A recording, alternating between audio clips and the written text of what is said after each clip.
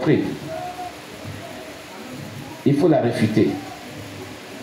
Je lui ai dit, bon, puisque tu es impur, tu ne pries pas avant de dormir. Elle dit, j'ai pris.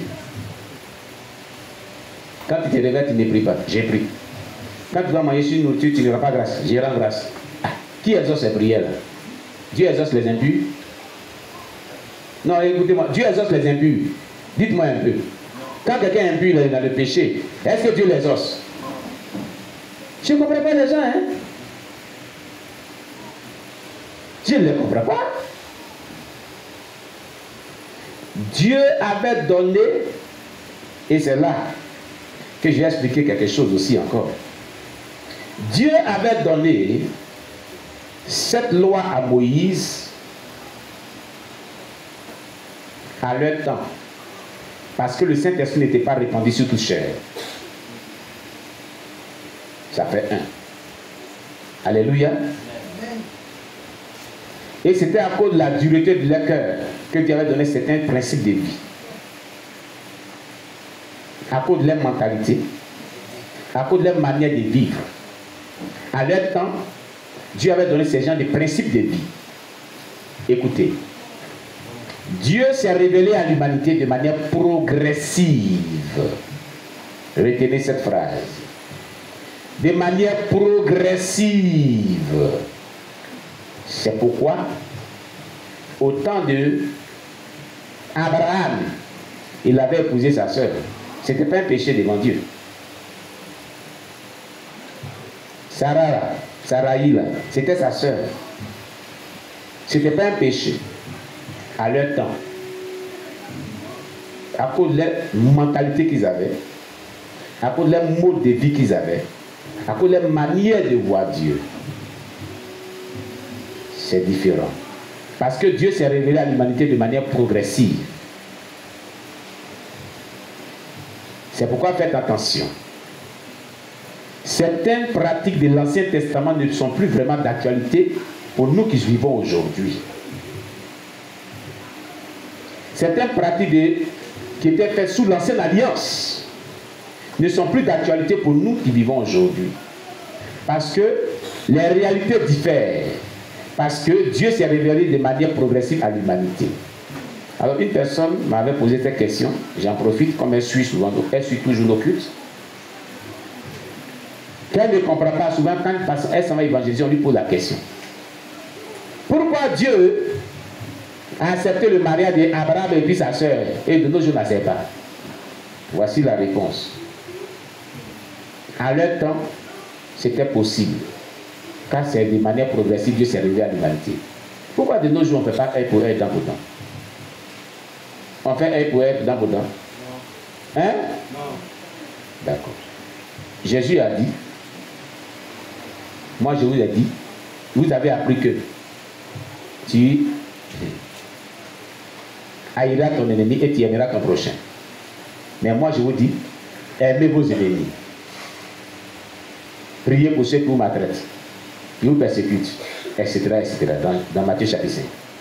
Il dit, vous avez appris, mais moi je vous dis. Vous avez appris, mais moi je vous dis. Vous avez appris œil pour œil, dent pour dent. Mais moi je vous dis, ne résiste pas à ton ennemi. Au temps de Moïse, au temps d'Abraham, on a appris sous l'Ancienne Alliance que certaines personnes sont mariées à leurs sœurs. Mais jusqu'à ce que David, à son règne, son fils, l'un de ses fils a couché, a déshonoré sa sœur, la petite sœur d'Absalom. C'est une malédiction qui est descendue sur David, dans son allié. Alléluia. Parce que c'était pas bon. Gloire à Jésus-Christ. Donc, des questions doctrinales sont très importantes. Cela fait que certaines personnes sont confuses. Donc, à l'évangélisation, on les pose certaines questions. Souvent, ça les mélange. Alléluia.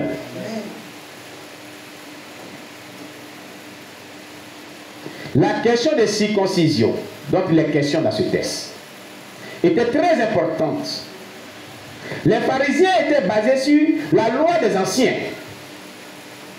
qu'il fallait que même les convertis soient circoncis au même titre que eux, avant qu'ils rentrent en contact avec eux. C'était vraiment le principe, parce qu'Israël se considérait pur et les autres nations étaient des impurs, étaient des païens. Voilà comment ils considéraient les gens. Alléluia. Alors s'ils étaient impurs, pourquoi Pierre dit, mais j'ai annoncé l'évangile, l'Esprit de Dieu qui est descendu sur nous est descendu sur le Saint-Esprit.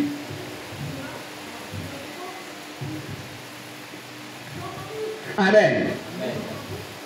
Alléluia. Amen. Écoutez, le Saint-Esprit a été répandu sur toute chair.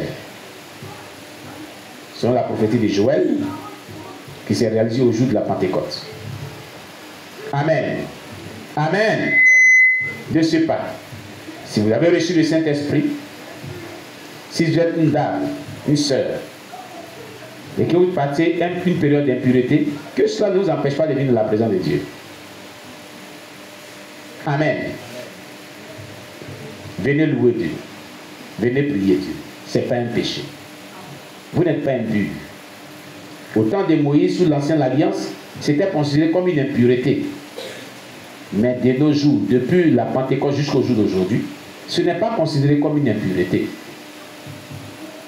Vous comprenez? Sinon que vous ne prierez pas Dieu. Vous n'invoquerez même pas le nom de Jésus. Or, le chrétien doit prier chaque jour. Quand une femme est dans l'impureté, elle ne prie pas Dieu avant de dormir. Elle ne se confie pas Dieu avant de dormir. Amen. Elle ne prie pas pour confier sa famille à Dieu, ses enfants à Dieu. Quand elle doit manger une nourriture, elle ne doit pas prier dessus. Mais si elle prie que la prière est exaucée, où est l'effet d'impureté? Oh non, on se pose la question. Dieu s'est révélé à l'humanité de manière progressive. À leur temps, sous l'ancienne alliance, c'était considéré comme une impureté qui devait empêcher l'homme de se mettre ensemble avec l'assemblée chrétienne. Aïe aïe aïe. Attention.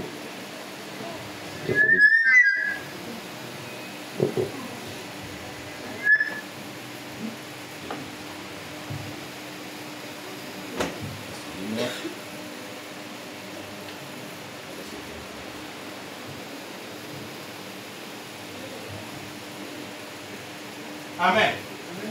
Alléluia.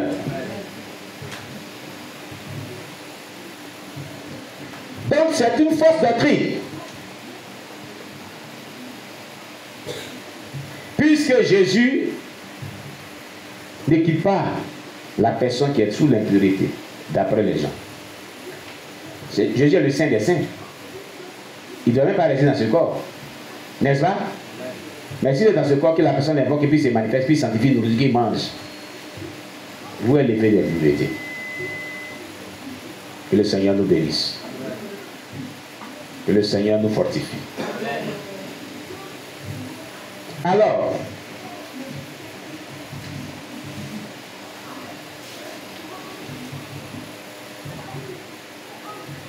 Dieu est puissant. Dieu est redoutable. Il va falloir qu'on puisse le craindre et marcher selon les principes de vie biblique. Amen. Que le nom de Dieu soit béni.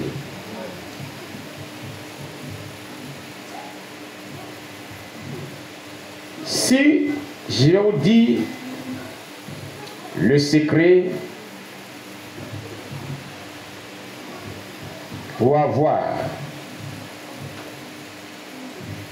une vie chrétienne victorieuse. Amen. Une vie chrétienne victorieuse, remplie du Saint-Esprit, de sagesse, de foi et de puissance.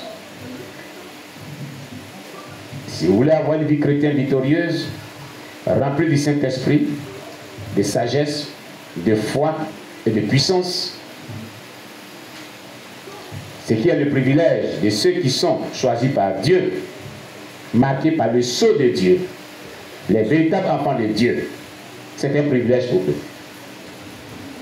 Leur désir est de plaire à Dieu en tout moment.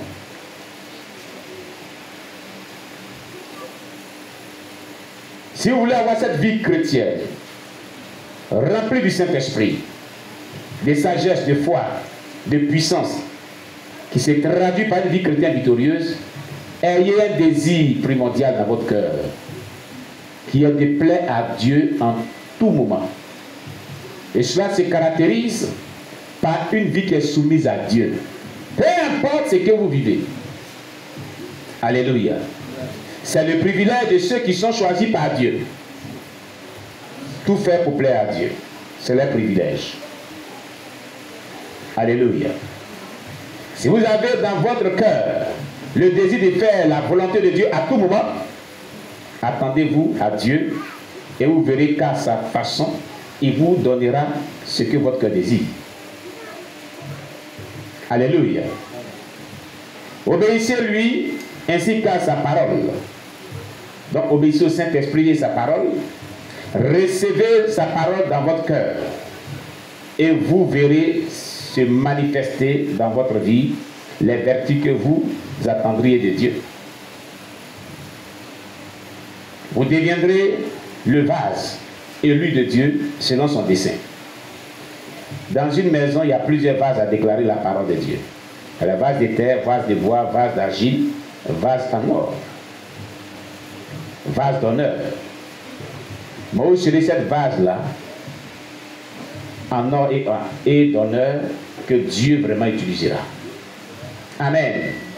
Alléluia. Que le nom de Dieu soit béni.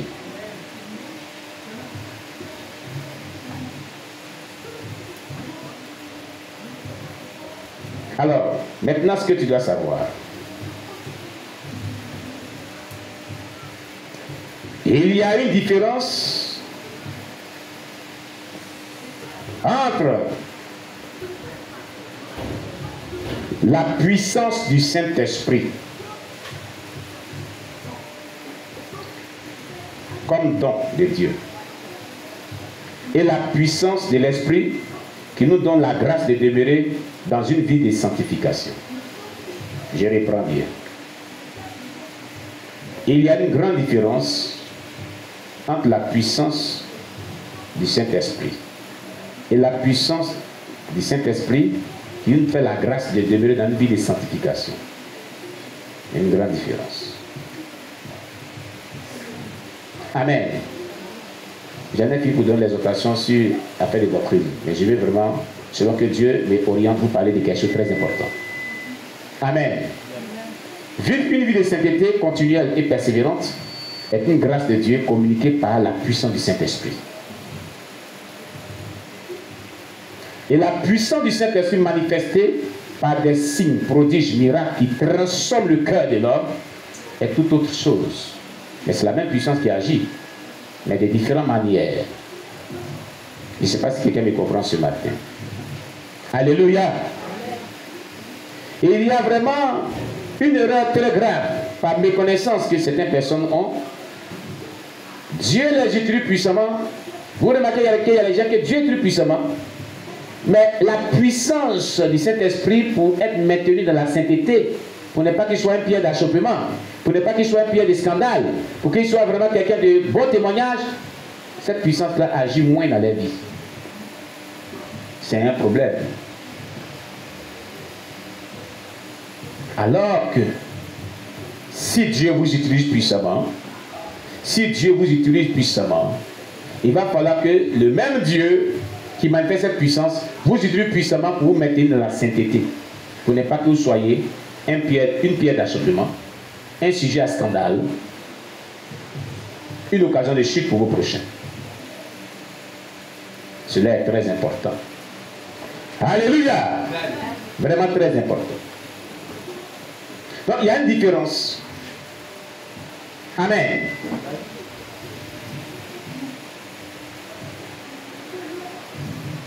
Mais un homme, quelle est la différence qu'il y a maintenant Vous remarquez avec moi qu'il y a des personnes qui sont utilisées puissamment, mais qui sont souvent sujets de scandales, non? C'est pas ça?